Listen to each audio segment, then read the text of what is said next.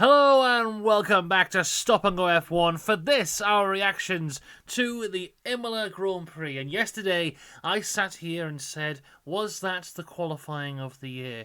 And now I sit here and say, was that the race of the year? I'm thinking so far, I think it might be. That was very, very exciting, a fantastic race. You got to think, for most laps, there was something happening, which is more than we ask for normally from Formula One racing. Next week's Monaco, where nothing will happen at any lap. So I think this was a fantastic, fantastic race. We'll get into all of it and more in just 1 second. Before we do that, remember to like and subscribe. And a huge shout out to the members: Dakota, The Joyous James, Robin Myers, Cinnamon Strudel, Michael Johnson, Mr. Eurovision 1986, Philip Toganzik, Fandy Skick, No Edam on Sandwiches, and Sarah Jowett. If you want to become a member, click the link in the description either on the Patreon or on YouTube. But let's get into this race, starting with the starting grid. And we have the World Championship leader Oscar Piastri on pole with the World Champion Max Verstappen alongside him. The only change to the grid is that Yuki Tsunoda is now starting from the pit lane, unsurprisingly, after that very, very dramatic crash yesterday in qualifying. As we look down on the grid, the tyres are interesting. Of course, the C6 tyre introduced for this weekend, the softest of the range. Unsurprisingly, no one touched it for the entire race because it barely lasted an entire lap. We do have a mix of the medium and the hard tyres though. Lewis Hamilton, Kimi Antonelli, Nico Hulkenberg, Ollie Behrman, Yuki Tsunoda all on the hards. Everyone else on the medium tyres. And as we get underway, it was a fantastic start for George Russell. I thought George Russell had the best start out of anyone. And just as I was writing, George Russell is challenging Max Verstappen for P2. All of a sudden, Max Verstappen was in P1. An unbelievable overtake from Verstappen into Turn 1, which is technically Turn 2. He was so far back, no one thought the move was on. Then all of a sudden, he's in the lead. Great stuff from Max Verstappen. There was no question marks around it at all. People often say about Max and his corner one antics. Nothing there at all. McLaren could not complain. A wonderful overtake. One of the greatest, I reckon. One of the best Turn 1 P1 overtakes of all time. I'm going to put that out there right now. If you can think of a better one, let me know. But that, it came out of absolutely nowhere and it was pitch perfect. Lovely stuff from Max Verstappen. Meanwhile, further down the grid, Esteban Ocon pits on lap 1. He would eventually DNF from the race with an issue, so maybe there was little signs here straight away, but I didn't really notice a puncture or anything like that unless I missed something there. And now starts the battle of Lewis Hamilton and Kimi Antonelli, and this lasts for about half the race, but it starts here on lap 3. Antonelli able to get past Hamilton on the starting lap, then Hamilton fighting to get that place back. There's a little incident between Leclerc and Gasly, where Leclerc pushes Gasly out wide. Gasly goes off into the gravel, falls from 9th to 14th. Leclerc, not a happy boy this race weekend. As we cross the line to start lap 5, it means that Max Verstappen has now had more laps in the lead than Sebastian Vettel, so it moves him third all time in that list. Little stat for you there, stat fans. We now get Norris versus Russell for P3 on lap 9, as George Russell was still ahead of Norris at this point, but Norris obviously the faster of the two cars. Side-by-side sequence through the Villeneuve chicane. Some absolutely beautiful racing between the two of them. The part I loved here, I think this was on lap 10, was they go through sector 1 and both of them take completely different lines. Russell taking a traditional line whilst Norris is just looking for the speed, looking for the gap. He knows he's in the faster car. He's looking to find any way of getting past. It was really fantastic stuff. Norris gets one tyre on the grass, keeps it clean, comes back on. Both of them incredibly aggressive, but both of them keeping it really, really clean. Fantastic stuff from both of them. Then on lap 11, Norris finally getting through the Villeneuve chicane to take P3 away from George Russell. George Russell had a huge queue at this point, so Russell's in 4th now, but from 4th to 11th, they all had DRS from each other, a DRS train all the way down to P11 here. George Russell peels off into the pits, and he's followed by Carlos Sainz as well. That's on lap 12. But now the big issue for Lando Norris is, yes, he's passed George Russell, but the gap between him and Oscar Piastri in P2 was 7.6 seconds. Very reminiscent of what happened back in Miami, where Norris took a few laps to get past Verstappen, and by the time he did, Piastri had what seemed like this unsurmountable lead. And here I thought we're on for the same thing again, but this time it was a little bit different. Leclerc has a fantastic undercut here because he had pitted on lap 11. He comes out ahead of both Sainz and Russell. The undercut looks like it's absolutely massive, and you see all the strategists on the pit wall pick their head up going, oh my god, the undercut is massive, we've got to pit everyone immediately. Alonso comes in lap 13, Bortoleto comes in lap 13, Piastri comes in lap 14, Stroll comes in lap 15. You know, everyone's going, the undercut, the undercut. It turns out it was just Leclerc. The undercut didn't really work for anyone else. And pitting Piastri on lap 14 turned out to be what could have been the unravelling of him winning this race. That was a big mistake from McLaren here. Not only was it a mistake to pit him at this point, but it was also a mistake because he got a 3.6 second pit stop. The pit stops on the McLaren team, not good this weekend at all. The team who are normally known for fantastic pit stops, it was not going their way. Also, Alonso, whilst he's coming out of the pit lane, both of his front wheels were on fire. As he accelerates out of the pit lane, that extinguishes the fire, but not a great look for the Aston Martin. Meanwhile, Piastri now back on track, but stuck in some tremendous traffic. He was trying to cut through. Yuki Tsunoda was the car in front of him. They get on the radio, say, look, Yuki, Piastri is challenging Max, try and slow him down. Yuki didn't really put up too much of a fight, and Piastri got past him relatively quickly. But Piastri, fighting through this traffic, slowed him down massively to the point where, you know, I think they were trying to get Red Bull to blink and go for that early pit stop, but Red Bull saw pretty quickly the gap that Piastri had fallen into. He had to overtake quite a few cars, so it wasn't going to work out. Red Bull stay out from there. Leclerc also passes Yuki a couple laps later. George Russell is complaining of an issue here, and he was complaining about this issue on the formation lap as well, something to do with the rear of the car just not feeling right. He says it's still there on lap 23. Leclerc continues to cut through the field now, passing Behrman for P9 on lap 23, and Piastri does the same, coming up to the Hamilton-Antonelli battle, which is still raging on here at lap 23. On lap 26, Piastri gets past Hamilton. On lap 27, Piastri gets past Antonelli. Lap 28, Piastri gets past Hadjar. And now Lando Norris, who is in P2 at this point, he pits on lap 29 for hard tyres, and he comes out in P7. Then we cut to Esteban Ocon. Of course, he pit on that first lap, but now he is told to stop the car. This brings out a virtual safety car, and everyone pits apart from the two McLarens, the two Astons, and Franco Colapinto. Max Verstappen has a fantastic pit stop here, 2.3 seconds. A lap after this, Oscar Piastri now pits again. A lap after everybody else does, and another slow stop. This was a 3.3 second stop.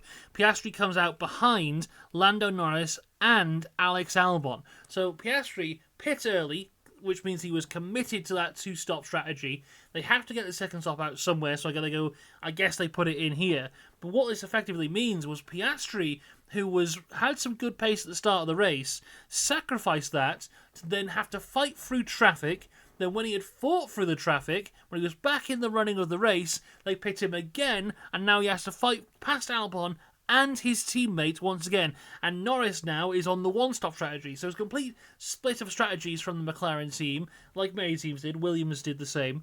But here you have Norris now ahead on the slower tyres, and Piastri behind on the faster tyres, and there's a Williams in the way as well. So Piastri is constantly on the back foot with the strategy they had here. There was a couple of possible unsafe releases here as well for Hamilton and Antonelli, but they were never flagged again, so I think that was okay from there. Virtual safety car ends on lap 31. Ollie Behrman pits again on lap 33. It did not go well for him. Hamilton finally gets past Antonelli for P6 on lap 34. Russell gets past Stroll for P10. And now Lewis Hamilton is just on it. The Ferraris were dreadful yesterday, but today in race pace they were really, really good. Had tremendous speed. Passes Hadjar for P5. Leclerc's coming up through the field now, and he passes Antonelli for P7. Piastri is on the back of Albon on lap 39. And on lap 40, he's able to get past him. And now we have a battle which I was in two minds about. Because, of course, you've been watching my videos this season. You know how desperate I am for Fernando Alonso to score at least 1 point at some point here. But you'll also know how much I love Nico Hülkenberg. And we now have the P10 battle between Nico Hülkenberg and Fernando Alonso. And Hülkenberg gets ahead at this point. I was like, I want them both to score points. Ultimately, neither of them did. Norris now is 12 seconds ahead of Piastri, so very similar to how we were before, but on the opposite. So Piastri has got past Albon, but now there's this huge gap that Piastri has to try and conquer as well to get back to his teammates. Leclerc continues to have great pace on the back, passing Hadjar for P6, and now the two Ferrari cars are next to each other, separated by just 1.9 seconds. Sainz now gets past Hülkenberg to have two Williams cars in the points on lap 43, and Alonso comes on the radio and tells the world he's the most unlucky driver in the world. And you know what? Looking at some of the decisions he's made in his career, maybe he's right. Colapinto's told to switch positions with Gasly, and he does. Piastri at this point has some good pace. He's setting a lot of fastest laps, but if you're looking at the interval between the two McLarens, despite Piastri being the fastest man on the track, he's not really cutting into the lead that Lando Norris has. Now, this all changes again, because Kimi Antonelli is out, an issue with the Mercedes car. He pulls over to the side of the track. This is his first ever F1 DNF in his home race. Very sad one there for Kimi Antonelli. This one doesn't bring out a virtual safety car, but instead a full course safety car. Max Verstappen has an 18-second lead, so he takes advantage of that and pits for new hard tyres. Lando Norris also takes the pits, goes for the hard tyres as well. Another dreadful pit stop from McLaren. It's a 4.4 second pit stop. This allows Piastri to go through. He does not pit. It almost allows Albon to go through as well. On the replay from the helicopter cam, I thought it looked like Albon was ahead at the safety car line. Norris, it looked like he was ahead, but he kind of backed off and let Norris go through anyway. It was investigated. There was no real... they went to no further investigation, so I guess everything is okay from there. But we also have Hamilton, Hadjar, Alonso, Stroll, Colapinto, Bortoleto all in the pits at this point. So we now have Max Verstappen leading the race on new tyres, Oscar Piastri in P2 on old tyres, and Lando Norris in P3 on new tyres. And we get that wonderful thing, which we all love, which is when a driver is asking for team orders, but they don't want to come out and say, I want team orders, because of course that would be rude. So instead, they give a bit of a riddle. And Lando Norris goes, riddle me this, Batman. Oscar's tyres are dead. If we want to fight for the lead, you know what to do. Basically saying, come on, it's me. It's me, Lando Norris. I'm the fast one here. I'm the fast one. He's the slow one. Let me go through. I'll win this race. Just you see. Just you see. And of course, Sky Sports F1 agree that Lando Norris should definitely be let through to win the race. Ted Kravitz is there going, of course he should. They should let Lando Norris win the race. And you're just like, guys, come on. Bigger picture here. Let's think of more than one race. Oscar Piastri is currently the World Championship leader. His closest rival is Lando Norris. In what world can McLaren say, let your closest world title rival go through to challenge for the win of the race? That's just not going to happen. Look, if it was a few years ago when McLaren aren't fighting for a world title, then yeah, swap the cars and go for a win. But McLaren have to think bigger here, and they have to think of the world title, and you cannot tell the World Championship leader, move over and let your closest rival go past. That's not going to happen. You would not imagine Ayrton Senna doing that to Alain Prost. You would not imagine Prost doing that to Senna, and we can't imagine it here. Thankfully, McLaren do not pull out the team orders card, and they're allowed to fight. Now, did this deny them the win? Personally, I think no, because Max's pace was just electric. So I don't think, even if they did do team orders, I don't think they would have won. But they did the right thing in my eyes here by letting them fight and keeping it fair.